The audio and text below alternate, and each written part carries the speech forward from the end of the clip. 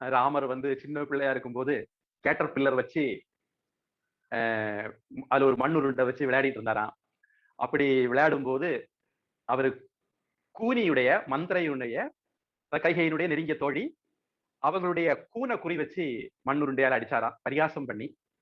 அத அவ ராஜா பிள்ளை கைகைக்கு ரொம்ப பிரியமான பிள்ளை வேற, அதனால ஒண்ணும் பண்ண முடியாது. அத மனசுக்குள்ள வச்சிருந்தா. அந்த கோபத்துலதான் பிறகு ராமன் ராஜா ஆகும்போது கைகையிட்ட துருபோதனை பண்ணி மனசை மாத்தி ராமனை காட்டுக்கு அனுப்பிட்டா அப்படின்ட்டு சொல்றவங்க இருக்காங்க. வால்மீகி ராமாயணத்துல இது இருக்குதா இல்லையாங்கிறது கேள்விக்குறி. ஆனா மக்கள் மத்தியில இந்த ஒரு வழக்கு இருக்கு. சொல்ல விரும்புற விஷயம் என்னன்னா, நாம தெரிஞ்சோ தெரியாமலோ செய்யக்கூடிய விஷயங்கள் நமக்கு பின்னாடி பிரச்சனையா வரலாம். கர்மா தீதும் நன்றும் பிறர் தர வாரா அப்படின்னு தமிழில இலக்கியத்துல சொல்லி இருக்கு.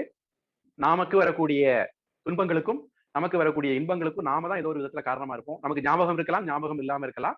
நாம தான் காரணமாக இருப்போம் அப்படின்னு அந்த தமிழ் வரி சொல்லுது.